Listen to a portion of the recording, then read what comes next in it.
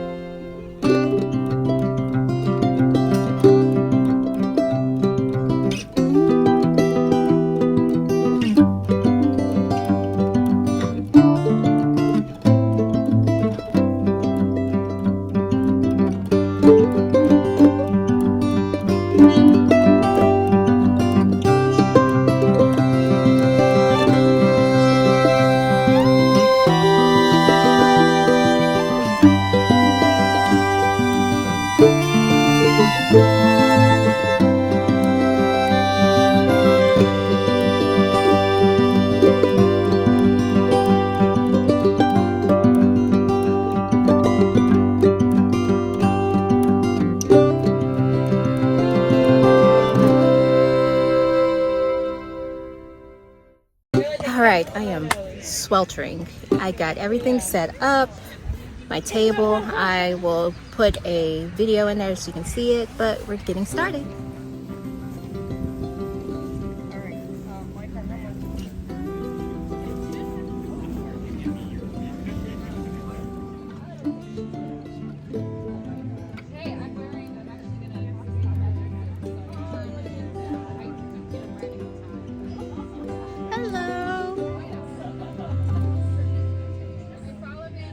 Okay, following up, there's about an hour left of the event. I've been doing okay. I got some decent sales. I did sell a big ticket item, the Mama Octo that I had. It sold, so really happy about that. My turtles are actually selling now. I actually sold a couple of axolotl. That was expected. You know, a lot of people love them. I'm not the only crochet booth here, so there are other options. I'll go into details later about that. But yeah, getting ready to wrap up pretty soon, and hopefully I can review everything with you guys when we get back. Hey, so I'm back. Just to give a wrap up of the event for Saturday.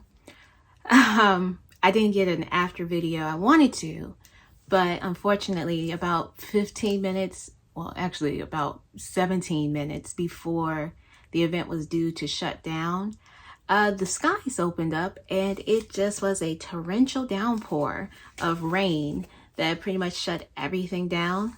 I guess I should have gotten some clue that maybe I should have started packing up sooner when I saw a lot of the vendors there packing up, at least with 30, 40 minutes left of the event. And I thought it was kind of strange. And I was like, oh, maybe they just have somewhere to be. But no, they knew something I didn't know.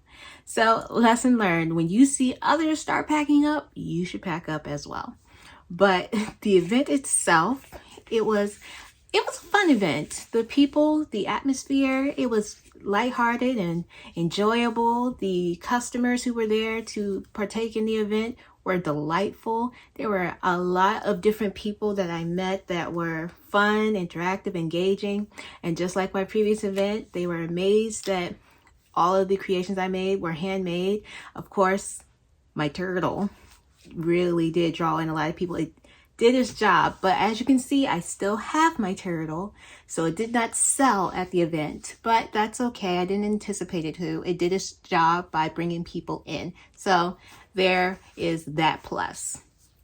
I will say one of the positives for the event was that I was able to make back my booth fee, so that was a positive that I am holding on to, because I was worried with the booth fee being $100. I was worried that I wouldn't be able to make that back as time was going on. It started out slow for me. Just to give you an insight as to the market I did, there were 4 vendors that I saw that had crochet plushies. And what made it so much better was that we were in close proximity to each other. So the way the design, maybe I'll put a picture of the booth itself, like how the field market was set up, but the way the booths were set up, they were next to each other in a way that you had them lined up in like a oval shape or a U shape, if you will. And when you looked at where my booth sat and where the other crochet plushie booth sat, we were every other booth. So there was, for example, my booth, there was a booth in between me and then another booth that sold pretty much exactly what I sold. I started following them on Instagram. They're pretty cool. I'm not saying anything about the people who were there selling the items. Everybody was great that I had conversations with. They were pleasant, delightful, and we were all having a great time. But it was just unfortunate that we all had similar items and we had different pricing points for our items. So that's really what cost me in the long run. And when I say that, I overheard, bless this little boy's heart, he was honest. He looked at my product and then he went to look at the other person's products that they were selling. And he ran past me with another friend and he said, oh, I'm not buying from that booth, pointing to mine and saying, because she has her axolotls priced at $20. I'm gonna go to the one that's cheaper. So that hurt a little bit. You know, I price my items according to what I believe I deserve with the work that I put in and the amount of product that goes into making them. And like I said, I use a pricing calculator to come up with my prices. And according to the pricing calculator, I'm still not paying myself enough for many of the items I sell, but that's okay. I'm learning and growing. And like I said, as time went on, people did see value in my work and they did buy it. The axolotl that the little boy did not buy, I had 2 people come by and buy the axolotls that he did not want. So it's sometimes you'll see people who see the worth and then you'll see people who would want to find something else. So that's how the event went overall. I still was able, like I said, to make my booth fee back. So I did make a little bit of profit. To give you some insights as to what I sold and how it went, I have it all listed out. I have a new book. I couldn't find my smaller notebook that I usually take with me to craft markets. I have no clue where it went. So I had to come and use a different book. But to go over the information that I had, I sold 17 items. And like I said, this is in conjunction with the rain starting early, with 3 other vendors selling the same thing I was. It was my first time doing this event, so I was learning how to, be personable in the audience that I was selling to, the customers who were there. I was learning their go-tos, if you will, of what to sell. So with the items that I brought and the items that I sold, like I said, I was able to make back my booth fee. Oh, another positive, I sold the Mama Octo. So that was one of my big ticket items. Like I was saying in the video, my Mama Octo sold. This sweet little girl came by in her pretty pink dress. So I already knew she was in for pink items. And she was with her parents and her brothers. And her parents were asking her, what would you like? What would you like to buy? Her brother had picked up a blue axolotl. He was set. He was going to get that. Dad was like, okay, no problem. When it came time for the sweet little girl to say, what would you like? She wanted something pink. So she saw the Mama Octo and the two purple octopi that went with it. And she said, I want that. And so the parents like, oh, how much is the octopus? I said, oh, it is 10 times this price, pointing to the $5 Octo Squishies, knowing that $50 is a lot for anyone to just surprise upon to please their child. But there was some cajoling, trying to convince her to go for a more affordable item, but she was set. She had her mindset. I appreciate these children nowadays. They know what they want and they go for it. And so she said, I want that. She wanted the Mama Octo. Mom looked at Dad and said, I'll leave that decision to you. And sure enough, Dad was like, we will get it. Anything for his little girl, I'm sure. I already know that's usually how it is. That's how it was with my dad. So they bought both the axolotl and the Mama Octo. So that was one of my bigger purchases that happened that day. So I was really happy. I also had someone inquire about me making a large plushie for them and possibly doing something in the future as a commission. So there's that. I also got a job offer. I'm not sure if I shared with you all. I have a background in school psychology, and I'm taking this time right now to work on this small business to build this up, as my school psychology position is, I'm taking a step back from that and taking a break from it. Probably going to look back into going back into it next year. But for this time period, I'm focused on this event. But I was having a conversation with others about my worry warts and how I came up with that pattern. And it just so happened that one of the customers that I was selling to happened to be a play therapist, and she had her own practice. And so she would say, hey, if you're looking for a private practice to work with to do testing, please hit me up and see what we can do. So I consider that a job offer. So that's an avenue I can always look into if that's something I want to continue. I didn't realize I'm an introvert by nature. So I didn't realize I was having so many conversations with others until I came home and I was wiped. I was so tired. The sun beating down on me, having the conversations I was having, trying to stay engaged and positive and stay cool and packing up and taking things down. It just wore my little self out. Let's get to the numbers. So I told you the number of items I sold. Looking at the information that Square provides, I made net sales of over $250 that day.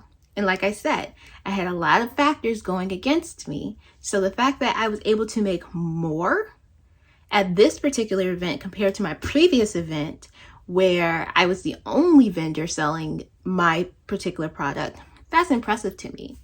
And also considering the fact that I had upped my prices on some of my items compared to what I had done previously, I actually have money that I can pocket.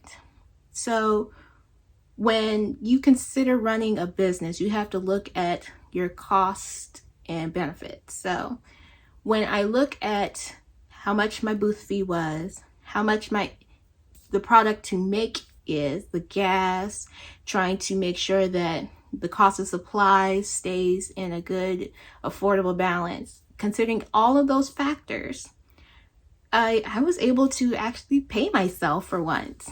Was it a lot? No, of course not. I'm still starting out. But I was able to have money left over after all of the other costs were considered. So this is a positive outcome for me. This is something that I didn't even realize was possible at this juncture of my business. So I consider this a win. It was something that I was hoping could happen for me, and it's happening now. With that being said, would I do this event again? Oh, guess what? Absolutely. I'm actually signed up to do it again in August. At the end of August, I'll be at their market August 26th.